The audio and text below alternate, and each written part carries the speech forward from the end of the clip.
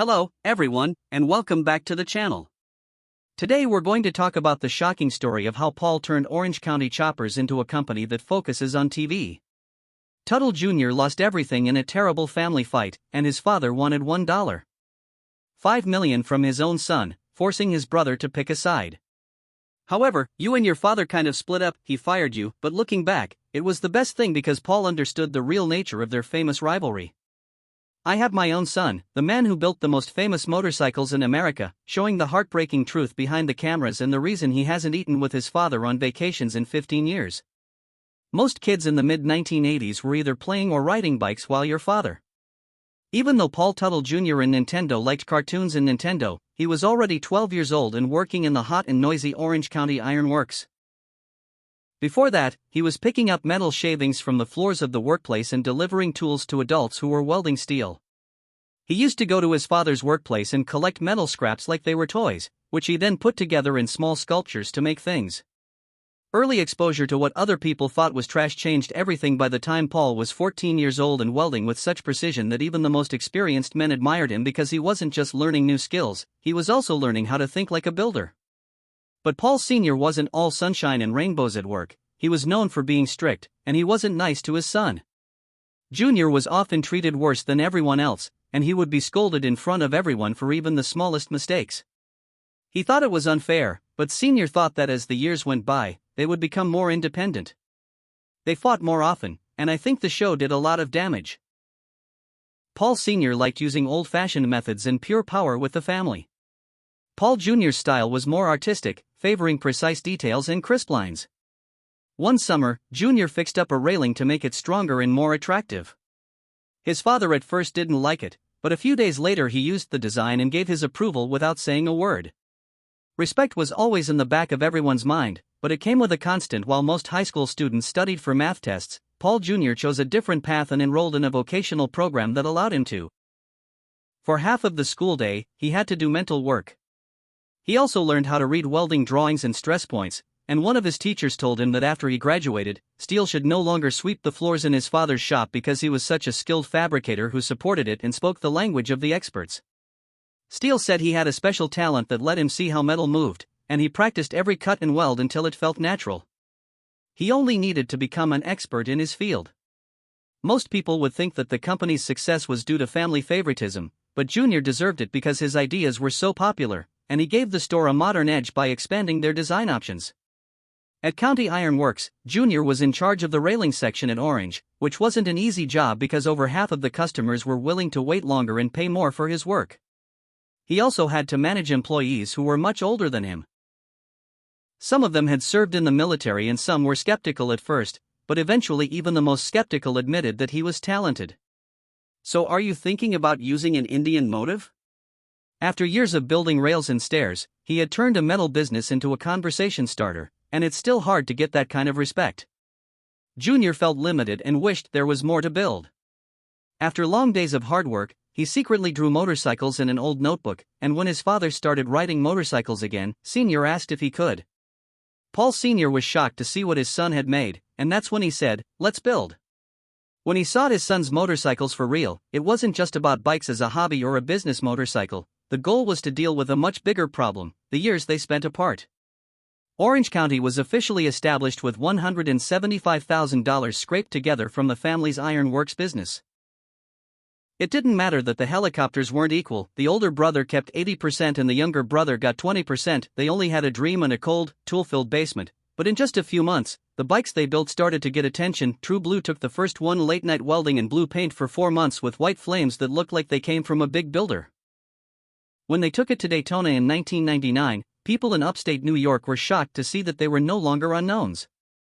But success wasn't easy. In 2000, they were building motorcycles in a small workshop with frozen equipment and suppliers who wanted to be paid in advance. Funds quickly ran out, and Paul Jr. was often put on 18-hour workdays while sleeping on the shop couch to keep up with their schedule. To stay on track, they had frequent yelling matches that weren't for show but for survival. Each bike they sold barely covered their costs, but they kept going because they had to. In 2002, a TV producer named Craig Polyagian showed up. He had seen an article about their bikes in a magazine and asked, "What the hell do you want?"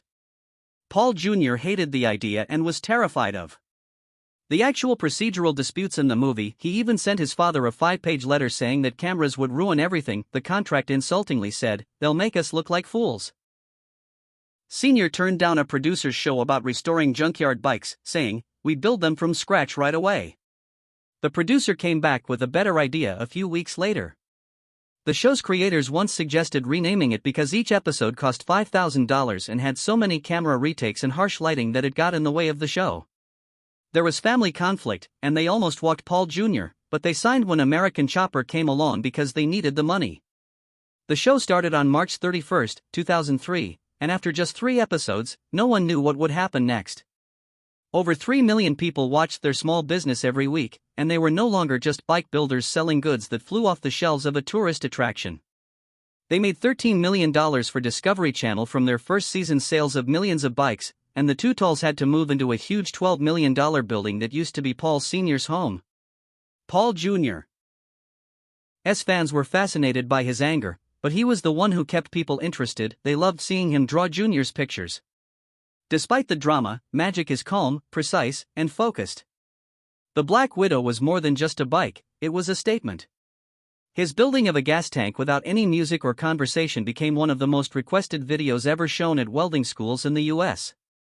After 67 hours of work on custom wheels and a pure spiderweb gas tank, they started selling clothing and model kits. When it was first shown in New York, 15,000 people wanted to see it, but security had to hold them back. In just 6 months, there were about 280,000 model kits. When Paul Jr. finished building the Fireike in June, the brand started selling video games and other goods under the OIA name, making it more than just a shop. 2003 was a big change in his career. It wasn't just another helicopter, he was making a memorial to the firefighters who died on September 11, not just a motorcycle. That meant that every part of the bike had to be able to hold one of the most real pieces of steel from the World Trade Center. He welded that onto himself instead of giving it to someone else, and the last part was a diamond plate bracket he designed just for this bike. There were a lot of problems with the design, including the fact that the bike's frame had to be completely changed to support the 343 hand-painted insignias, one for each firefighter who died, which meant a lot of engineering work had to be done for both literal and symbolic reasons. When the bike crashed the next year, the New York Fire Department responded differently than they would have if it had been a normal accident. It meant a lot to me to carefully recover the wrecked bike as if it were a fallen friend.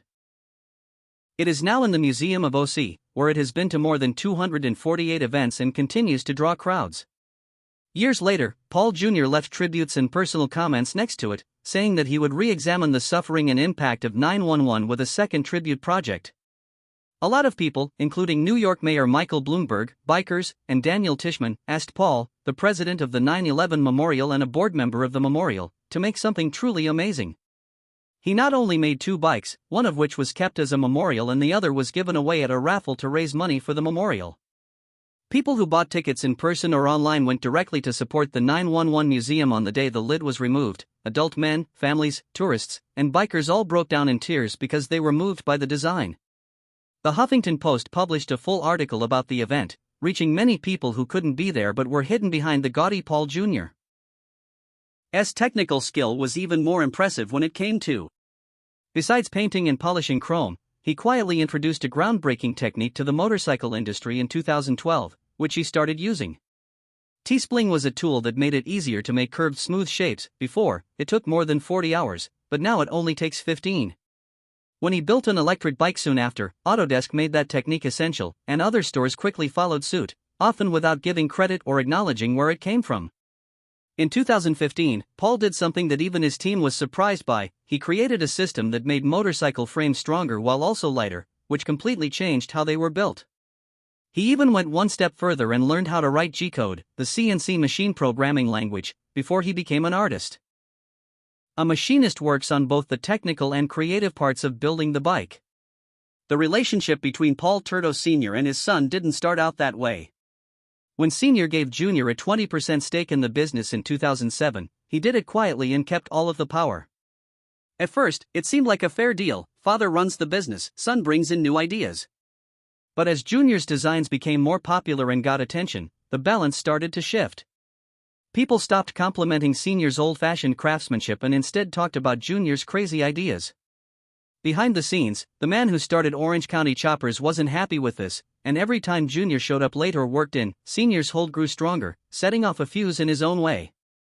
The longer it burned, the harder it was to put out. By 2008, the store had turned into a battleground where father-son fights were common. Most of the time, Junior wanted to be in charge, and there was a conflict between his desire to be creative and his Senior's desire for strict obedience. When the lights went out, the worst part was missed by the cameras that were on Americans, who saw the contrast between creative energy and strict discipline. Senior became more harsh not only with the younger designer, but also with me personally, as I wanted to be with my father, but I was able to grow spiritually after leaving that toxic relationship. I kind of got out from under my father, and I became my own person, which had an emotional and multidimensional effects on me. When Junior tried to defend himself, Senior would not listen to his claims that he always turned in his work, and he. Responding that OC would fall apart without him, Senior blew up. Junior got so angry that he threw a trash can across the office and then ran out of the area, breaking and damaging furniture in the process. The crew was split up after the firing, with some members supporting Junior and others staying quiet out of fear of Senior's wrath. Clients began to worry that even the network was panicking, but the motorcycles still had the same charm now that the designer wasn't working with them. Whatever was left of their collaboration would eventually become a meme. Junior was told that he had broken his contract by leaving the show, so he briefly returned as a contractor, but by April 2009, it was over and he was fired permanently. He went one step further and demanded that Junior quit the company. Senior sued to get Junior to give up his 20% share, but the legal mess was more than just power and money. After selling Junior's shares for $500,000, Senior said he had the right to buy out and demand full control back. He then sued, adding his own company as a co-defendant to get an extra $1 million in damages. It was an odd attempt to put Orange County helicopters on both sides of the case to get Junior to give up. The dispute started with poorly written contract language that said Senior could buy Junior's shares at fair market.